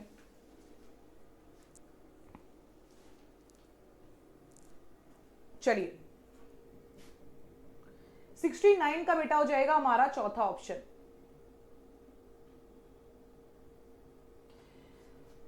In artificial hybridization, the timing of pollen application is crucial. Which of the following explains the reason? In artificial hybridization, timing of pollen application is crucial. क्यों? क्योंकि कहते हैं यार स्टिग्मा अपनी रिसेप्टिविटी हमेशा के लिए थोड़ी रखती है. ये जो स्टिग्मा है ये हमेशा रिसेप्टिव थोड़ी बनी रहेगी. इसके पहले स्टिग्मा अपनी रिसेप्टिविटी को लॉस करे. आप पॉलन ग्रेन को इसके ऊपर डाल दीजिए ताकि पॉलन ग्रेन इसके ऊपर जर्मिनेट कर सके. तो pollen grain can germinate on any flower at any time, गलत हो जाएगा. Stigma receptivity must coincide with the pollen application to ensure successful fertilisation. Second option सही हो जाएगा 70 का. Consider the following statement regarding endosperm and seed. Free nuclear endosperm is characterized by thousands of nuclei without cell wall. Free nuclear endosperm में बेटा क्या हुआ, सबसे पहले बना फ्री न्यूक्लियर एंडोस्पर्म, यानी कि न्यूक्लियस का तो डिवीजन हुआ लेकिन साइटोप्लाज्म डिवाइड नहीं किया और जिसके चलते थाउजेंड्स ऑफ न्यूक्लियाई यहाँ पे फॉर्म हो गए. Cellularisation occur after the free nuclear stage to form cellular endosperm, सही बात है. In pea and groundnut, endosperm persist in the mature seed. pea और groundnut में mature seed में endosperm बचा रह जाता है. mature seed में बेटा endosperm बचा रहता है, ये गलत हो जाएगा. mature seed में endosperm बचा नहीं रह जाता है. groundnut में, pea में और groundnut में ये हमारे एक प्रकार के डाइकॉट है और ये हमारे X albuminous seed है. These are X albuminous seed. Coconut kernel represent the, coconut kernel यानी कि जो कोकोनट का बेटा व्हाइट पार्ट होता है जिसको आप कर्नल कहते हैं, ये सेलुलर एंडोस्पर्म को रिप्रेजेंट करता है. While the coconut water represent free nuclear endosperm, जबकि कोकोनट का जो वाटर होता है ये फ्री न्यूक्लियर एंडोस्पर्म रिप्रेजेंट करता है. तो फर्स्ट सही है, सेकंड सही है एंड फोर्थ सही है. First, second and fourth options are correct. चलिए नेक्स्ट क्वेश्चन देख लेते हैं. रिगार्डिंग डाइकॉट इम्ब्रियो के रिगार्डिंग कौन सा स्टेटमेंट सही है? 72. The embryonal axis has an epicotyl above cotyledon and hypocotyl below cotyledon. Cotyledon के नीचे वाला जो पार्ट होता है, ऊपर वाले पार्ट को एपिकोटाइल और नीचे वाले पार्ट को हाइपोकोटाइल कहते हैं. Epicotyl terminate in the plumule, epicotyl के ऊपर प्लीम्यूल आ जाता है, while the hypocotyl terminate in the radicle. दोनों बातें सही है. Radicle is covered with root cap, radicle एक रूट कैप से कवर होता है. The cotyledon are always single in dicot. Dicot बेटा cotyledon हमेशा 2 cotyledon प्रेजेंट होते हैं, 2 होते हैं, सिंगल नहीं होता है. तो फोर्थ स्टेटमेंट गलत हो जाएगा. फर्स्ट, सेकेंड एंड थर्ड सही है. तो 72 का बेटा हो जाएगा हमारा चौथा ऑप्शन. 72 का हो जाएगा चौथा, क्योंकि ये वाला स्टेटमेंट हमारा गलत है. फोर्थ स्टेटमेंट हमारा गलत है. फोर्थ का मतलब यहाँ पे ये वाला फोर्थ है, ये वाला फोर्थ नहीं, ये हमारा सही है. इसमें से फोर्थ स्टेटमेंट हमारा गलत है. रिगार्डिंग मोनोकॉट इम्ब्रियो, जैसे कि ग्रासेस में, they possess only one cotyledon called as scutellum. Grasses में जैसे कि single shield shape cotyledon present होता है जिसको आप स्क्यूटेलम बोलते हो, सही है. Scutellum is situated laterally on the embryonal axis, ये एम्ब्रियोनल एक्सिस में लेटरली प्रेजेंट होता है, ये भी सही है. The embryonal axis in monocot has epicotyl hypocotyl radicle. Embryonal axis in monocot has epicotyl hypocotyl and radicle similar to dicot. Embryonal axis में monocot और डाइकॉट में ये सिमिलरिटी होती है कि एपिकोटाइल हाइपोकोटाइल और रेडिकल दोनों में प्रेजेंट है. हालांकि कुछ और स्ट्रक्चर प्रेजेंट होंगे जो कि मोनोकॉट में होंगे, डाइकॉट में नहीं होंगे, लेकिन ये 3 चीजें तो बेटा सिमिलरली प्रेजेंट हैं. Monocot embryos always have 2 cotyledon. Monocot में बेटा सिंगल कॉटिलिडन होता है. तो फर्स्ट, सेकेंड एंड थर्ड सही है. 73 का बेटा हो जाएगा, 73 का हमारा हो जाएगा पहला, क्योंकि फर्स्ट सही है, सेकेंड सही है और थर्ड सही है.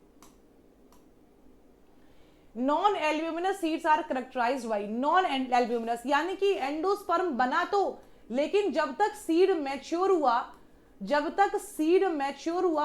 सीड के मैच्योरेशन होने तक एंडोस्पर्म कंप्लीटली कंज्यूम कर लिया गया, एंडोस्पर्म को कंज्यूम कर लिया गया. This is called as ex albuminous seed. Retention का मतलब होता है बचा रह जाना, बचा तो नहीं रह गया. Complete consumption of endosperm during embryonic development, embryonic development के टाइम पे इसका कंप्लीट कंजप्शन हो गया. 74 का हो जाएगा बेटा second option. As ovule matures into seed, जब ओव्यूल सीड बनाता है तो ओवरी फ्रूट बनाती है और उसकी वॉल पेरिकार्प बनाती है. सही है बेटा, यही ऑप्शन सही हो जाएगा. जब ओव्यूल मैच्योर होता है सीड में, तो ओवरी जो होती है बेटा ये फ्रूट का फॉर्मेशन करती है, और ओवरी की जो वॉल होती है ये फ्रूट के वॉल का फॉर्मेशन करती है। 75 का सेकंड ऑप्शन सही है। Regarding seed structure and germination, consider the following statement. Integument of ovule harden to form a protective seed coat. Micropyle facilitate entry of oxygen and water during germination. Germination के time पे micropyle से oxygen और water की entry होती है। Seed always remain metabolically active and never dormancy, ऐसा नहीं होता है डोरमेंसी के टाइम पे ये मेटाबॉलिकली इनएक्टिव हो जाता है। Mature seed have reduced water content 10 to 15% to slow metabolic activity, ये भी सही है। तो थर्ड गलत हो जाएगा, फर्स्ट सेकंड एंड फोर्थ सही है। सेकंड गलत हो जाएगा, फर्स्ट सही है, सेकंड सही है एंड फोर्थ सही है। First second and fourth. 76 का बेटा चौथा ऑप्शन सही हो जाएगा।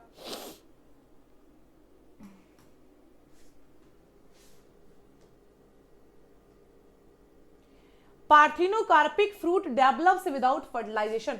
पार्थिनोकार्पिक फ्रूट जो होते हैं ये हमारे जनरली सीडलेस होते हैं और इनका फॉर्मेशन होता है विदाउट फर्टिलाइजेशन, बिना फर्टिलाइजेशन के। Banana is an example of parthenocarpic and parthenocarpy can be induced by applying growth hormone. दोनों स्टेटमेंट सही है, बोथ स्टेटमेंट आर करेक्ट, दोनों स्टेटमेंट हमारे करेक्ट है। 77 का बेटा फर्स्ट हो जाएगा, दोनों स्टेटमेंट हमारे करेक्ट है।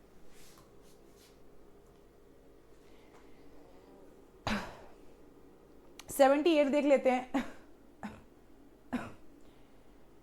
Correct. Consider the following statement about the advantage of seed in angiosperm. Consider the following statement about advantage of seed and endosperm. Endosperm में सीड के फॉर्मेशन को लेके बात हुई है, तो कहते हैं seed formation is more dependable. Seed formation हमारा ज्यादा डिपेंडेबल होता है, सही बात है। Seed contain food reserve that support the young seedling. जब आप सीड को बेटा अंकुरित करते हैं, तो जब तक लीफ का फॉर्मेशन नहीं होता है, जब तक न्यू सीडलिंग को खाना जो है ये यही सीड देता है। Seed always produce asexually, seed हमेशा एसेक्सुअली बनता है। The hard seed coat protect the embryo, hard seed coat embryo का फॉर्मेशन करता है, ये भी सही है। Seed coat protect the young embryo, तो चौथा हो जाएगा बेटा 78 का। A mature embryo sac is 8 nucleated but only 7 cell. Mature embryo sac 7 cell 8 nucleated होता है। One of the cell in embryo sac contains 2 polar nuclei and is not divided by cell, जिसको आप सेंट्रल सेल कहते हैं। Central cell में 2 polar nuclei होती है। तो दोनों स्टेटमेंट बेटा सही है। 79 का फर्स्ट हो जाएगा, दोनों स्टेटमेंट सही दे जा रहे हैं।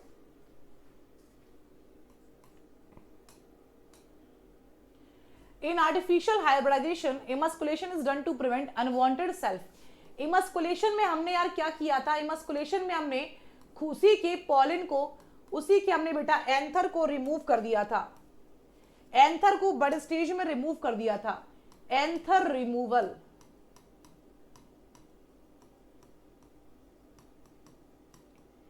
Anther removal in bud stage, हमने बड स्टेज में ही एंथर का रिमूवल कर दिया था। Emasculation involve removing anther from floral bud before they releases from pollen. दोनों स्टेटमेंट बेटा सही है। 80 का दोनों सही है। emasculation में हम बिल्कुल यही करते हैं। emasculation में हम एंथर का बड स्टेज में रिमूवल करा देते हैं।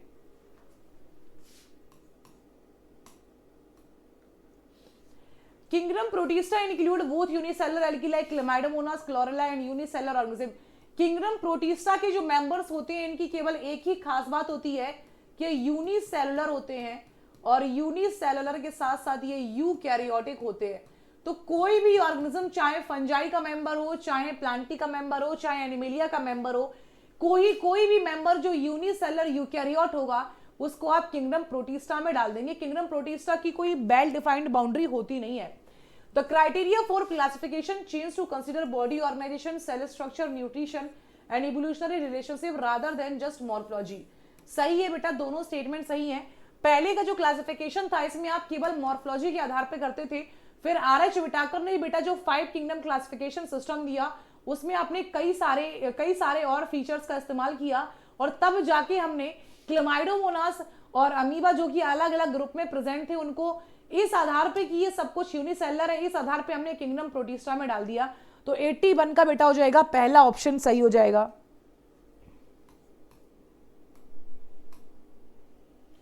इन वॉल्वॉक्स एंड फ्यूकस रिप्रोडक्शन ऊग्यामस होता है। वॉल्वॉक्स और फ्यूकस ऊग्यामस के एग्जांपल है, इसको तो रटा होगा ये तो आप लोगों को। Animals in which cells are arrange as loose cell aggregate without tissue, कई सारी सेल्स तो प्रेजेंट हैं लेकिन इन सेल्स ने मिलकर टिश्यू का फॉर्मेशन नहीं कर पाया। ये सेल्स मिलकर टिश्यू नहीं बना पा रही हैं। क्यों नहीं बना पा रही हैं? क्योंकि टिश्यू को बनाने के लिए कोऑर्डिनेशन चाहिए, और कोऑर्डिनेशन आपको दो तरीके से मिल सकता है। एक तो कोऑर्डिनेशन आपको नर्व्स की वजह से मिल पाता है, और एक कोऑर्डिनेशन आपको मिल पाता है एंडोक्राइन की वजह से। और इसमें पॉरीफेरा में ना तो नर्वस सिस्टम आया ना एंडोक्राइन सिस्टम आया, इस वजह से पॉरीफेरा में ना तो नर्व सेल आई ना ही एंडोक्राइन सेल आई, इस वजह से ये पॉरीफेरा है। पॉरीफेरा में लूज सेल एग्रीगेट प्रेजेंट होता है। Which of the following book by Catherine Nassau was referred to as Webster's of Plant Biology? The Anatomy of Seed Plant को Webster's of Plant Biology कहा जाता है। 84 का बेटा हो जाएगा second option.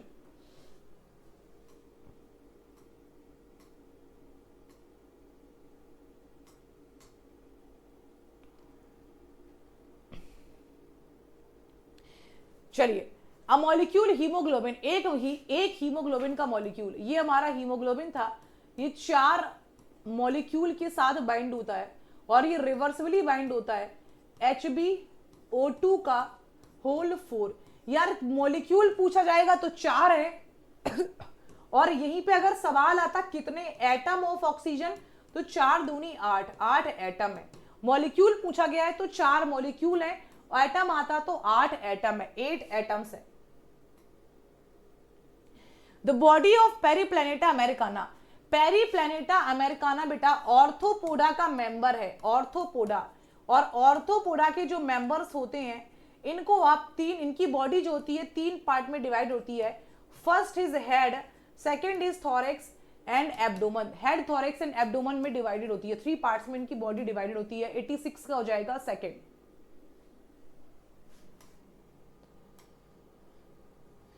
Plants do not have specialised organ for gaseous exchange, plants में कोई स्पेशलाइज्ड ऑर्गन नहीं होता है गैसियस एक्सचेंज के लिए।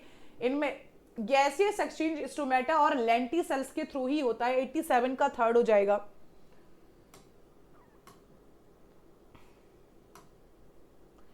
इन the elongation phase of growth the main feature of the cell wall are, elongation देखना सबसे पहले मेरिस्टेमेटिक जोन आता है। मेरिस्टेमेटिक जोन में डेंस साइटोप्लाज्म प्रेजेंट है।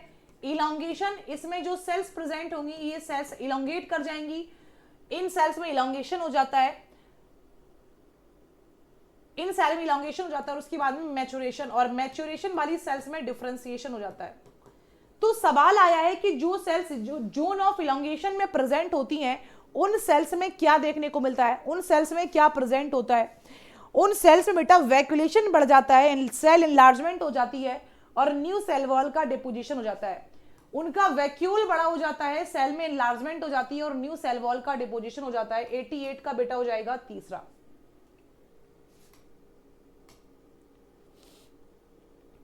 Which of the following respiratory organ is correctly matched with the animal group? देखो बेटा sponges में तो कोई सिस्टम ऑर्गन कोई आया नहीं था। अर्थवॉर्म मोस्ट क्यूटिकल का यूज करते हैं, बिल्कुल सही है। इनमें क्यूटिकुलर इनमें बेटा क्यूटेनियस रिस्पायरेशन होता है, क्यूटेनियस, इसको बोलते हैं क्यूटेनियस रिस्पायरेशन। 89 का बेटा सेकंड ऑप्शन सही हो जाएगा। Read the following statement and find the incorrect. Incorrect पूछा गया है। GnRH एक हाइपोथैलेमिक हार्मोन है, बिल्कुल सही है। हाइपोथैलेमस से बहुत सारे रिलीजिंग हार्मोन निकलते हैं और अगर आपको GnRH का फुल फॉर्म पता है तो आप कभी डाउट कर ही नहीं सकते हैं। गोनेडोट्रोपिन रिलीजिंग हार्मोन, इसका पूरा नाम है गोनेडोट्रोपिन रिलीजिंग हार्मोन।